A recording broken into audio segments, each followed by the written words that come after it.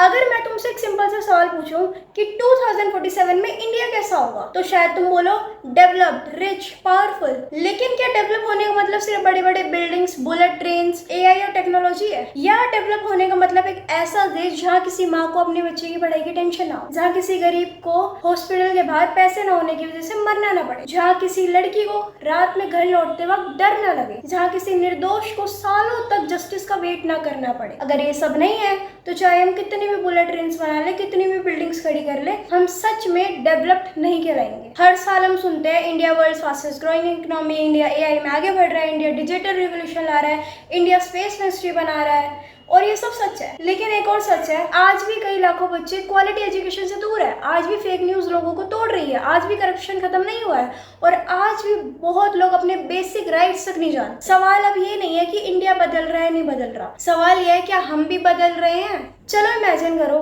एक टीचर ने क्लास में पूछा कि इंडिया को डेवलप कैसे बनाऊं। सबने जवाब दिया डॉक्टर बनूंगा, इंजीनियर बनूंगा, आईएएस बनूंगा, टीचर बनूंगा। लेकिन किसी ने ये नहीं कहा कि मैं एक अच्छा इंसान बनूंगा। और यहीं से प्रॉब्लम शुरू होती है, क्योंकि किसी भी देश को सिर्फ प्रोफेशनल्स नहीं, करेक्टर वाले सिटीजन डेवलप करते हैं। हम सब चेंज चाहते हैं, लेकिन रोड पर कचरा कौन फेंकता है? हम ही। फेक न्यूज कौन फैलाता है? हम ही। ट्रैफिक रूल्स कौन तोड़ता है? हम ही। और एग्जाम में चीटिंग कौन करता है? हम ही। और फिर हम बोलते हैं कि इंडिया कब बदलेगा। देखो, सच बात तो यह है कि इंडिया कोई अलग चीज नहीं है। इंडिया मतलब हम। जिस दिन हम बदलेंगे उस दिन हमारा इंडिया भी बदलेगा। सोचो, अगर हर स्टूडेंट एक बच्चे को फ्री में पढ़ा दे, अगर हर इंसान एक पेड़ लगा दे, अगर हर सिटीजन लॉ फॉलो कर ले, अगर हर यूथ फेक न्यूज रोक दे, अगर हर सक्सेसफुल इंसान किसी और इंसान को सक्सेसफुल बना दे, तो बताओ अब कि 2047 का इंडिया कैसा होगा? शायद दुनिया का सबसे पावरफुल देश। लेकिन एक और सवाल, क्या सिर्फ गवर्नमेंट ही इंडिया को डेवलप बना सकती है? बिल्कुल नहीं। गवर्नमेंट सिर्फ रास्ते बना सकती है, लेकिन उन रास्तों पर चलना हमें ही पड़ेगा। अगर हम 20-25 साल पहले का इंडिया देखें और आज का इंडिया देखें तो फर्क साफ नजर आता है। आज मोबाइल सिर्फ बात करने के लिए नहीं, पढ़ाई के लिए, बिजनेस के लिए, बैंक के लिए और सपने पूरे करने के लिए। एक छोटे से गांव का स्टूडेंट भी ऑनलाइन दुनिया के बेस्ट टीचर से पढ़ सकता है। एक छोटा सा बिजनेसमैन भी डिजिटल पेमेंट से अपना बिजनेस चला सकता है। एक क्रिएटर अपने फोन से पूरी दुनिया तक अपनी आवाज पहुंचा सकता है। ये है नई इंडिया की ताकत। लेकिन हर प्रोग्रेस के साथ एक चैलेंज आता है। टेक्नोलॉजी हमें पावरफुल बनाती है, लेकिन अगर उसका गलत यूज हो तो वो हमें कमजोर भी बना सकती है। आज हम इंफॉर्मेशन के ज़माने में हैं, टेक्नोलॉजी के ज़माने में, लेकिन नॉलेज के नहीं।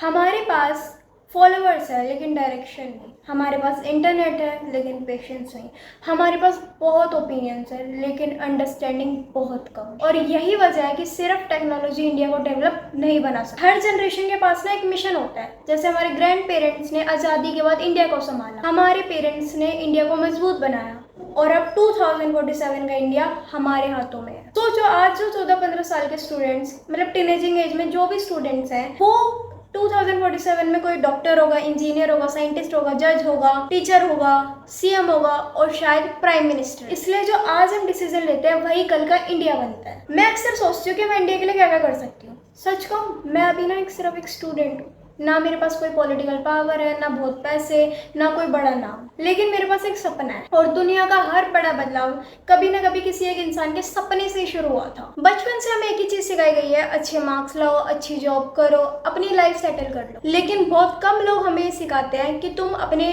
देश के लिए क्या करोगे। और शायद इसी सवाल ने मेरी सोच बदल दी, और मैंने डिसाइड किया है कि मैं सिर्फ अपनी लाइफ सक्सेसफुल नहीं बनाऊंगी, मैं लोगों की लाइफ भी सक्सेसफुल बनाने की कोशिश करूंगी। मैं मानती हूँ कि नॉलेज की असली वैल्यू तब होती है जब वो किसी और के काम आए, किसी और की लाइफ भी मीनिंगफुल बनाए, किसी और की लाइफ को भी इम्प्रूव करे। इसीलिए मैं जो भी सीखूंगी उसे सिर्फ अपने तक नहीं रखूंगी, मैं उन लोगों को उन चीजों के बारे में बताऊंगी। नॉलेज की असली वैल्यू तब होती है जब वो किसी और के काम आए, किसी और की लाइफ को मीनिंगफुल बनाए, किसी और की लाइफ को भी इम्प्रूव करे। इसलिए जो भी मैं अब सीखूंगी, जो भी मेरे पास अब नॉलेज होगी, जो भी मैं नॉलेज लूंगी, उसे अपने तक नहीं रखूंगी, उसे आप लोगों को भी शेयर करूंगी। मैं लोगों को उन चीज़ों के बारे में बताऊंगी जो स्कूल्स के बुक में शायद कभी डिटेल में बताई नहीं जाती या बताई ही नहीं जाती, लेकिन वो रियल लाइफ में बहुत काम आती है।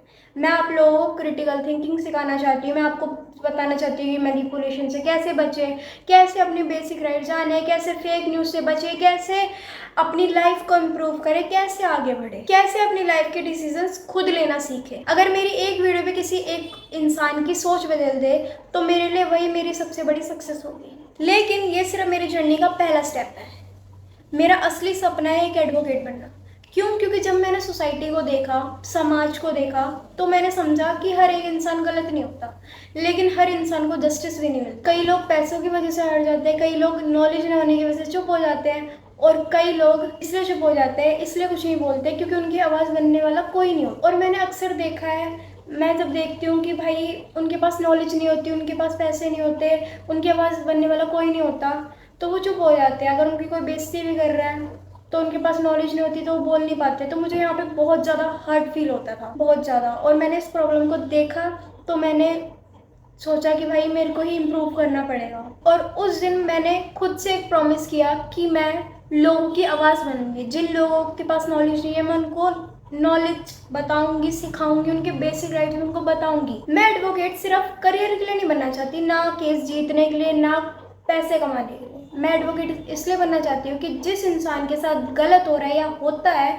उनको कानून के जरिए इंसाफ मिले। मैं चाहती हूँ कि कानून से लोग डरे नहीं बल्कि उसे समझे, क्योंकि एक एजुकेटेड सिटीजन से ही एक स्ट्रॉन्ग नेशन बनता है, और एक स्ट्रॉन्ग नेशन से ही एक डेवलप नेशन बनता है। और तब मुझे समझ आया विकसित भारत सिर्फ टेक्नोलॉजी से नहीं बनेगा। विकसित भारत तब बनेगा जब हर सिटीजन किसी और की जिंदगी बेहतर बनाने की जिम्मेदारी लेगा। कभी कभी मैं सोचती हूँ कि 2047 में जब मुझसे कोई पूछ लिया कर कि जब तुम इंडिया डेवलप बन रहा था तो तुम क्या कर रही थी, तो मैं सिर्फ इतना नहीं कहना चाहती कि मैं सिर्फ उसे देख रही थी। मैं ये कहना चाहती हूँ कि मैं उस हिस्से का बदलाव थी। हम अक्सर सोचते हैं कि एक इंसान से क्या फर्क पड़ेगा, लेकिन हिस्ट्री देखो, हर रेवोल्यूशन, हर इन्वेंशन, हर मूवमेंट एक ही इंसान के डिसीजन से शुरू हुआ था। एक इंसान ने सोचा, फिर दूसरा जुड़ा, ऐसे हजार लाखों। मैं फेमस नहीं बनना चाहती, मैं यूजफुल बनना चाहती। अगर मेरी बातों से किसी स्टूडेंट को सही डायरेक्शन मिल जाए, कोई अपना ड्रीम छोड़ने के बजाय दोबारा खड़ा हो जाए, कोई अपने बेसिक राइट्स, लीगल राइट्स जानकर गलत के खिलाफ आवाज उठाए, तो मुझे लगेगा कि मेरी पढ़ाई, मेरी मेहनत, मेरी आवाज का सच में कोई मतलब। लेकिन मैं एक और बात मानती हूँ, सिर्फ कोर्ट रूम में जस्टिस दिलाना काफी नहीं। अगर हम लोगों को पहले से ही एजुकेट कर दे, उन्हें उनके राइट्स और रिस्पॉन्सिबिलिटी समझा दे, तो शायद आधी प्रॉब्लम्स पैदा ही ना हो। इसलिए मैं अपनी नॉलेज, बातें शेयर करना चाहती हूँ, क्योंकि अवेयरनेस सबसे पावरफुल वीपन है और एजुकेशन सबसे बड़ा इन्वेस्टमेंट। आज मैं एक स्टूडेंट हूँ, कल एक एडवोकेट बनूंगी और एक अच्छी इंसान बनूंगी, लेकिन मेरी आइडेंटिटी सिर्फ प्रोफेशनल से डिसाइड नहीं होगी। और उस दिन जब 15 अगस्त 2047 को आसमान में तिरंगा लहराएगा, तो सिर्फ मैं उसे देखूंगी नहीं, मैं अपने दिल से कह पाऊंगी कि मैंने भी अपने भारत के लिए अपना फर्ज निभाया है, और यही मेरी सबसे बड़ी अचीवमेंट होगी। कभी कभी ना अपनी आंखें बंद करके सोचा करो कि 15 अगस्त 2047 को इंडिया को आज़ाद हुए 100 साल हो चुके हैं। हर गली तिरंगे से सजी हुई है, स्कूलों में बच्चे नेशनल एंथम गा रहे हैं, और साइंटिस्ट नए रिकॉर्ड्स बना रहे हैं। फार्मर टेक्नोलॉजी के साथ और मजबूत हो चुके हैं, सॉलिडर वैसे ही हिम्मत करके हमारी देश की रक्षा कर रहे हैं, और डॉक्टर लोगों की ईमानदारी से जान बचा रहा है। टीचर अगली जनरेशन को तैयार कर रही है, और हर सिटीजन अपने देश पर गर्व कर रहा है। लेकिन उस दिन एक और सवाल हो कि 2047 के इंडिया को बनाने में हमारा और तुम्हारा क्या कंट्रीब्यूशन। शायद कोई कहेगा मैंने नए स्टार्टअप्स बनाए, कोई कहेगा मैंने नए इन्वेंशंस किए, कोई कहेगा मैंने हजारों बच्चों को पढ़ाया, मैंने अपनी नॉलेज से लोगों को एजुकेट करा, मैंने लोगों को उनके बेसिक राइट्स, लीगल राइट्स समझाए, मैंने उन लोगों को इंसाफ दिलाया जिनको जस्टिस नहीं मिल रहा था, मैंने एडवोकेट बनकर कानून के जरिए सच का साथ दिया। और अगर मेरी वजह से किसी इंसान को जस्टिस मिला, किसी एक स्टूडेंट की लाइफ इम्प्रूव हुई, सपना पूरा करा उसने, किसी एक फैमिली को उम्मीद मिली, तो मेरी ज़िंदगी वहीं सक्सेसफुल होगी। क्योंकि मेरे लिए सक्सेस का मतलब सिर्फ पैसा, फेम, फॉलोअर्स नहीं है। मेरे लिए सक्सेस का मतलब है कि मैंने कितनी ज़िंदगियों में रोशनी लाई, कितनी ज़िंदगियों के अंदर पॉजिटिव चेंज लाया। और शायद विकसित भारत की शुरुआत पार्लियामेंट से नहीं होती, ये हमारे कैरेक्टर से होती है। जब हम मेहनत करते हैं, जब हम किसी की मदद करते हैं, जब हम कानून का सम्मान करते हैं, तब हम सिर्फ एक अच्छे इंसान नहीं बनते, हम एक स्ट्रॉन्ग इंडिया बनाते हैं। मैं अकेले इंडिया को नहीं बदल सकती, ना ही तुम अकेले बदल सकते, लेकिन अगर हम सब मिलकर एक एक जिम्मेदारी उठा लें, तो कोई वजह नहीं है कि 2047 का भारत दुनिया का कोई मिसाल ना बने। और एक बात, आजकल सोशल मीडिया पर बहुत लोग कहते हैं कि इंडिया बेकार है, इंडिया में कुछ नहीं रखा, इंडिया छोड़कर बाहर सेटल होना है, सिस्टम खराब है, गवर्नमेंट खराब है। देखो, मैं किसी के डिसीजन को गलत नहीं कह रही, हर इंसान अपनी लाइफ के हिसाब से अलग अलग फैसले लेता है। लेकिन मैं बस इतना पूछना चाहती हूँ कि हर अच्छा इंसान अगर इंडिया छोड़ देगा तो इंडिया को बेहतर बनाने की जिम्मेदारी कौन लेगा? इंडिया को बेहतर कौन बनाएगा? अगर हर टैलेंटेड स्टूडेंट ये सोचे कि मुझे यहाँ से निकलना है, तो इंडिया को संभालने की जिम्मेदारी, इंडिया को डेवलप बनाने की जिम्मेदारी कौन लेगा? देश सिर्फ सरकार से नहीं बनता, देश बनता है उनके लोगों से। अगर हम सच में इंडिया से प्यार करते हैं तो सिर्फ उसकी बुराई करने से कुछ नहीं होगा, कुछ नहीं बदलेगा। हमें उनके प्रॉब्लम्स पर ध्यान देना होगा, हमें उनकी प्रॉब्लम्स को समझना होगा और जितना हो सके उन्हें मिलकर सॉल्व करना पड़ेगा। हो सकता है तुम साइंटिस्ट बनो, डॉक्टर बनो, टीचर बनो, एडवोकेट बनो या एंटरप्रेन्योर, पर एक बात मत भूलना, तुम जहाँ भी रहो बस अपने देश के लिए कुछ ना कुछ जरूर करना। और अगर तुम इंडिया में रहकर उसे बेहतर बना सकते हो, उसको बेटर बना सकते हो, तो शायद उससे बड़ी देशभक्ति का काम कोई नहीं होगा। और एक बात जो मैं दिल से कहना चाहती हूँ, आज हमारे प्रधानमंत्री नरेंद्र मोदी जी बार बार विकसित भारत 2047 का सपना हमारे सामने रखते हैं।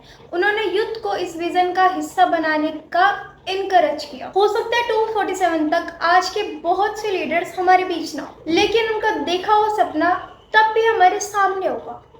इसलिए मेरी बस यंग इंडियन से एक रिक्वेस्ट है कि इस सपने को सिर्फ सुनो मत, इसे अपनी रिस्पॉन्सिबिलिटी बनाओ। आप स्टूडेंट हो तो अच्छे से पढ़ाई करो, अच्छी स्किल सीखो। आप टीचर हो तो अगली जनरेशन को अच्छे से एजुकेट करो। आप डॉक्टर हो तो ईमानदारी से ट्रीटमेंट करो। आप एंटरप्रेन्योर हो तो अच्छी जॉब्स क्रिएट करो। आप एडवोकेट हो तो सबको इंसाफ दिलाओ। और प्लीज़, अगर आपको लगता है कि इंडिया में प्रॉब्लम्स है तो सिर्फ ये मत बोलो कि इंडिया बेकार है, मुझे इंडिया छोड़ना है। एक बार ये भी सोचो कि मैं इंडिया को बेटर बनाने के लिए क्या क्या चीज़ें कर सकता हूँ। क्योंकि अगर सब प्रॉब्लम्स देखकर भाग जाएंगे, सब छोड़ जाएंगे इंडिया को, तो उनकी प्रॉब्लम्स, इंडिया की प्रॉब्लम्स को सॉल्व कौन करेगा? कौन? मेरा मैसेज किसी को इंडिया में रहने के लिए फोर्स करना नहीं है। अगर हम इंडिया में रहकर उसकी प्रॉब्लम्स को सॉल्व कर सकते हैं तो प्लीज़ पहले इंडिया को बेहतर बनाने की पूरी कोशिश करो। क्योंकि हमें सिर्फ एक डेवलप इंडिया नहीं चाहिए, हमें एक ऐसा भारत चाहिए जहाँ पर जिसको देखकर अगली जनरेशन भी कहे कि हाँ, हमने अपने इंडिया को बेहतर बनाया है। और शायद 2047 में जब तिरंगा आसमान में लहराएगा तो हम सबके पास भी कहने के लिए अपनी कहानी होगी कि हमने भी विकसित भारत में अपना ये हिस्सा दिया था। अगर तुम ये वीडियो यहाँ तक देख रहे हो तो एक प्रॉमिस करो कि कभी ये मत पूछना कि मेरा देश मेरे लिए क्या क्या करे। कभी ये भी पूछना कि मैं अपने देश के लिए क्या क्या कर रहा हूँ या क्या क्या कर रही हूँ। क्योंकि 2047 विकसित भारत किसी एक लीडर का सपना नहीं है, ये हम सबकी जिम्मेदारी है। अब कमेंट में सिर्फ एक लाइन लिखो कि मैं 2047 तक इंडिया के लिए क्या करूँगा, क्या करूँगी। मैं हर कमेंट पढ़ूंगी क्योंकि हो सकता है कि अगला इंडिया बदलने वाला इंसान इसी कमेंट सेक्शन में बैठा हो। जय हिंद।